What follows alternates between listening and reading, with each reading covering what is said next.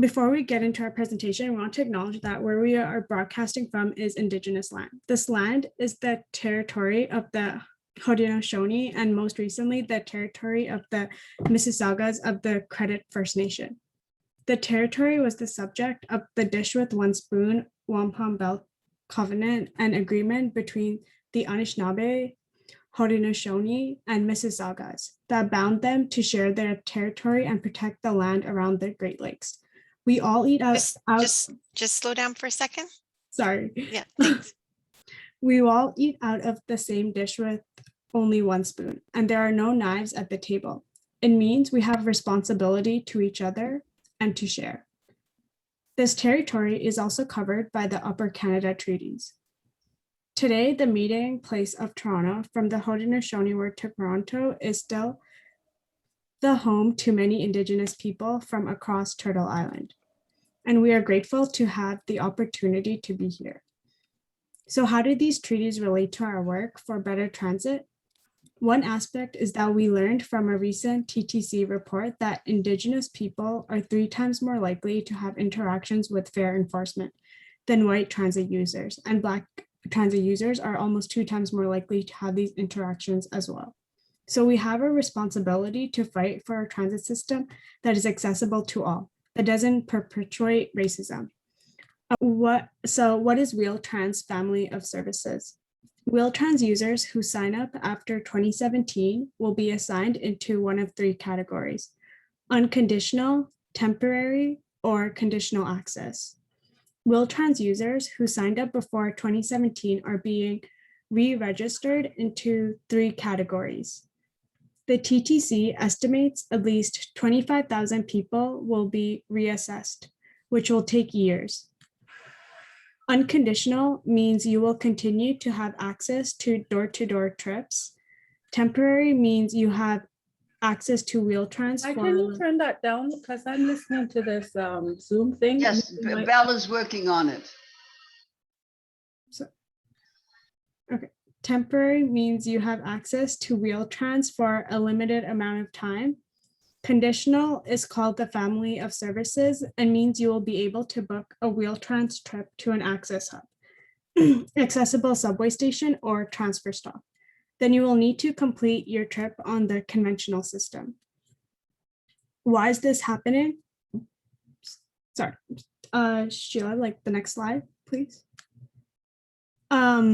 By 2025, eligibility for Wheel-Trans will be open to a larger group of people under the Accessibility for Ontarians with Disability Act, the AODA. This is a positive change that will allow more people who need Wheel-Trans to register as users. But instead of increasing the Wheel-Trans budget, the TTC is trying to cut costs by reducing the number of Wheel-Trans users with unconditional access, door-to-door trips. The TTC has an internal target of diverting 50% of Wheel-Trans users by 2025. The next slide. Oh, just because a trip is accessible on paper doesn't mean it is. Safety and accessibility issues on the conventional TTC system include long wait times outside for buses, lack of space on overcrowded buses and streetcars, and lack of staffing and/or communication. Having an elevator at a subway station doesn't make it fully accessible.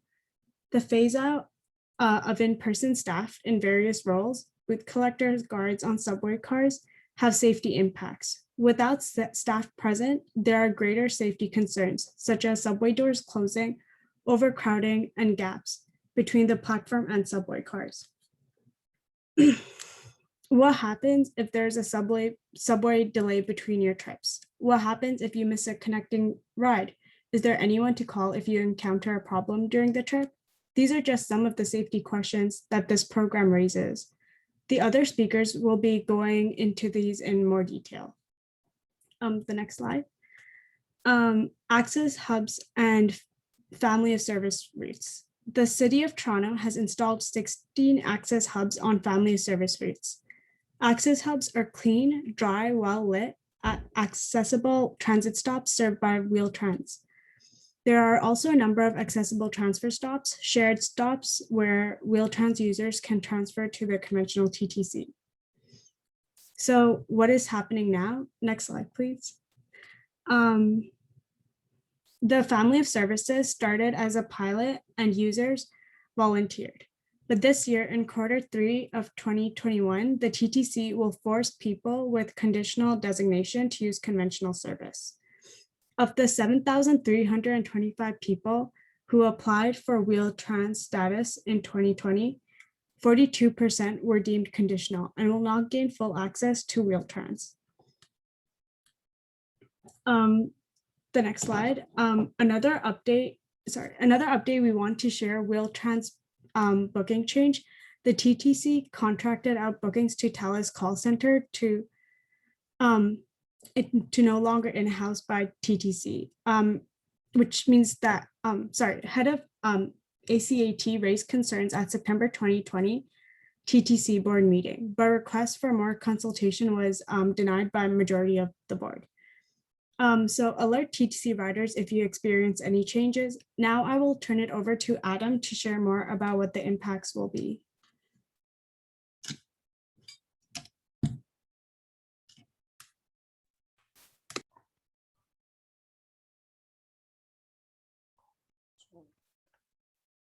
Sorry, I turned on my camera.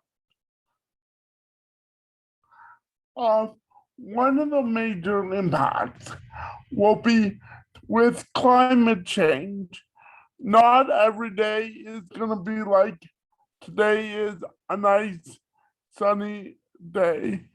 With weather extremes, it's going to be hard to actually, it might be sunny at the start of the day and pouring rain at the end of the day. Wheelchairs are not designed for the torrential monsoon rains that we do get during the weather extremes. So this can cause a problem for people in wheelchairs. The other thing that is a concern is the accessibility of elevators. They can go down very much during a trip. So even if you were to check your route in the morning, there are more diversions that can happen throughout the day. Also, access to who you communicate with when there are changes. Right now, down in the subway system, there is no access to non-emergency service in the subway cars. There's only the yellow button, and on the station platforms, cell service can be spotty for connecting and communicating. And the other thing to know is the family of services concept that is being used by the TTC under their AODA ideas was actually a concept that was actually set up more for smaller communities where they only had bus service. So it was only really set up for people changing from maybe a paratransit bus to a conventional bus. It was never dreamed to be used by Toronto and Ottawa, who already had fairly robust paratransit services and some accessibility for them to actually use the service. It was more to encourage more communities to actually get more accessible buses and integrate and maybe start paratransit services in their communities.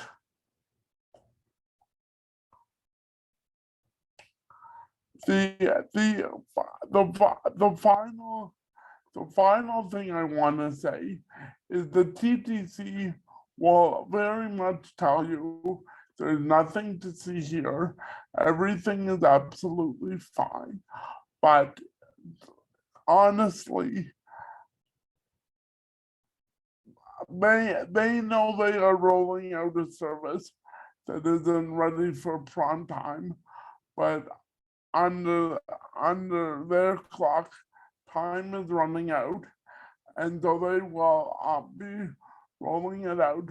One other thing I just remembered is, even though the TTC is trying to tell you, oh, we randomly chose you by a computer to be one of the first to be reassessed, they are actually using the data of who is actively taking rides, and are using that data to decide who they are going to try and reassess first. And they've already said this algorithm in the computer is going to go after the most active users and have them reassessed. So in a way, they're also in some ways shaming active users that use it for multiple trips per day. They are also shaming them into questioning how much TTC service they're actually gonna use.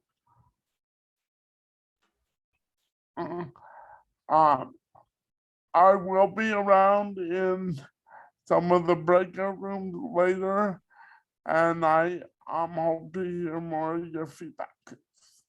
Thank you. Hi, everybody. I'm Adina, and Adam was talking about declassification. If you have been changed, if your classification has been changed from permanent to conditional, there is an appeal process, and you can see it on the slide. What you have to do first off is download a form off the site and fill out the form and send it with all your documentation, your doctor's letters, from your physiotherapy, from whoever, all your documentation. You can fax it to them, you can email it to them, or you can snail mail it to them. If you have not had a functional assessment, they will set up an appointment for you. And if the results of your functional assessment support your appeal request, then there's no further steps you have to undertake.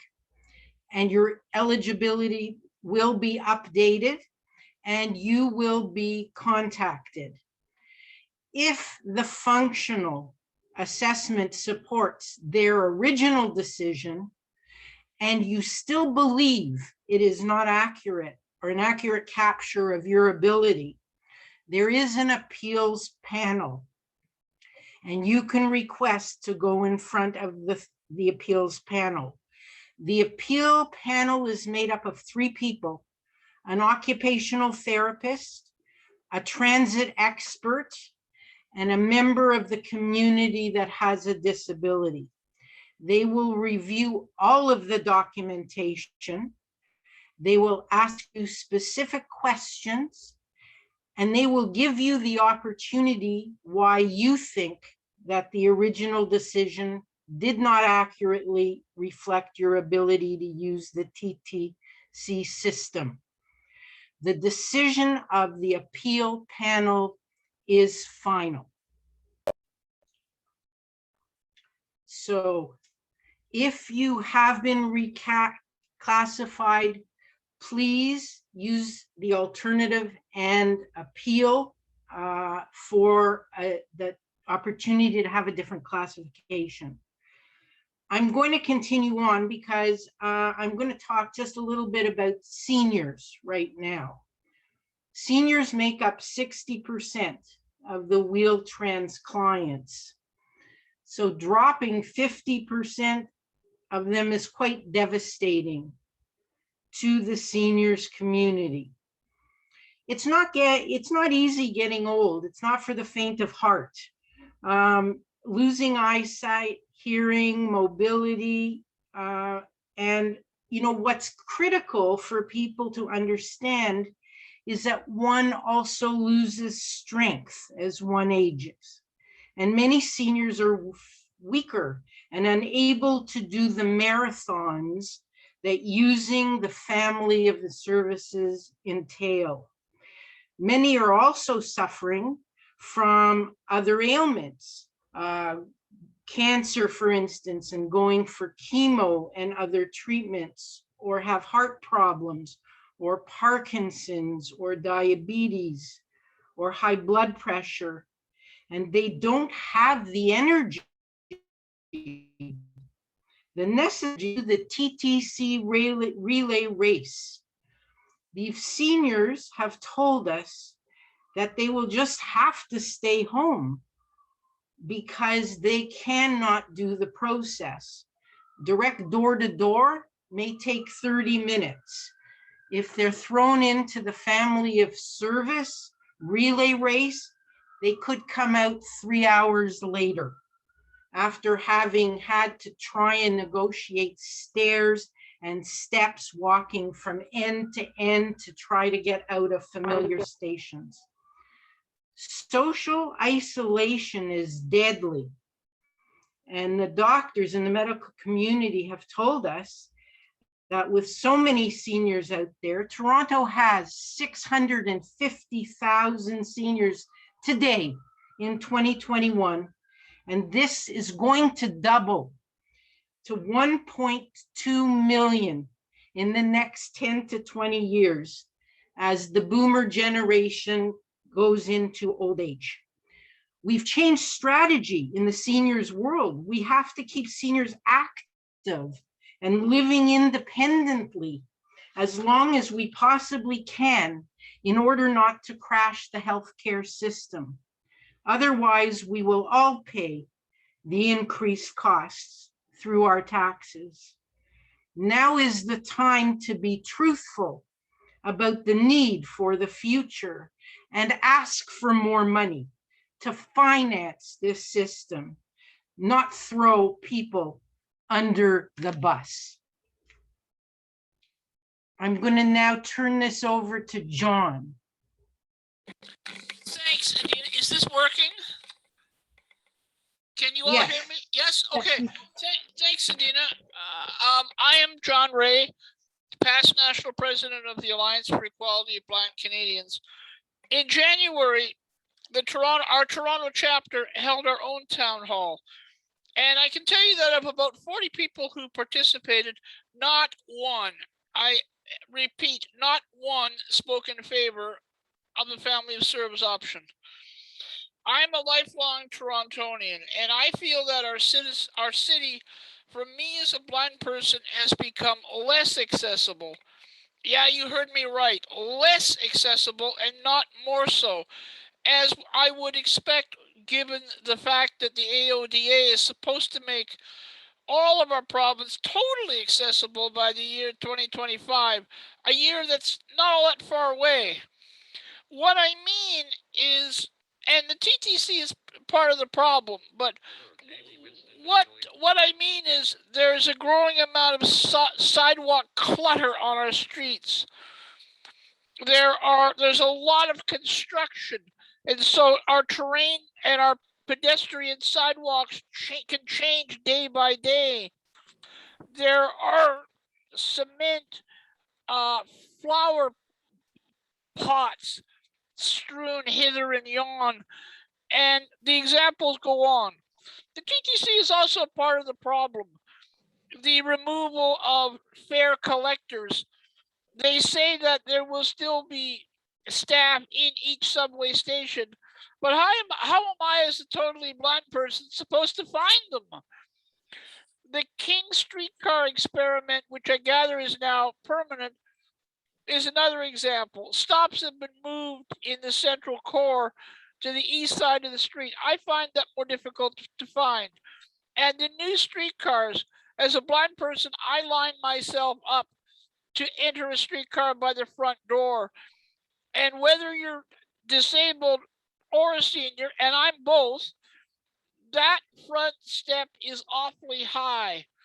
I know that there are more accessible doors further down the streetcar, but I don't really think a streetcar driver wants me to go looking down their streetcar to find the other door when I'm lined up to enter by the front. So the TTC is part of the problem. Now, when we think about the so-called switch from door to door to family of service, for our community, there are a lot of issues.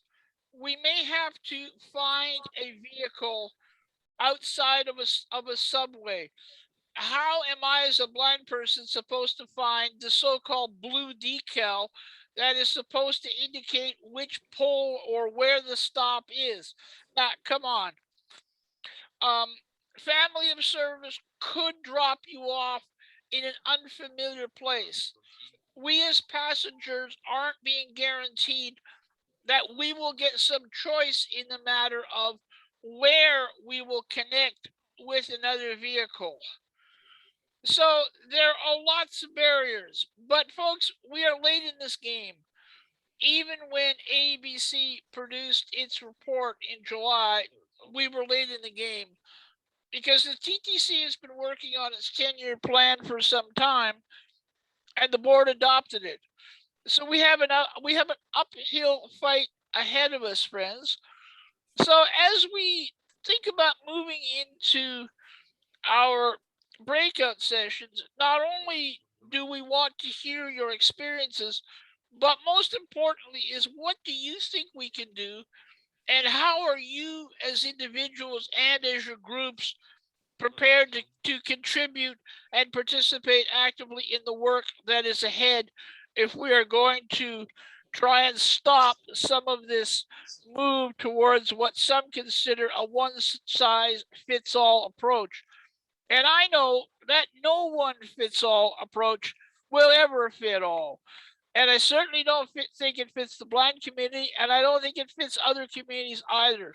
So let's get to our breakout sessions and think about what we could do about stopping some of this change. Thanks a lot. So thank you, John. And like now we will, so I guess we can stop recording the session now. And then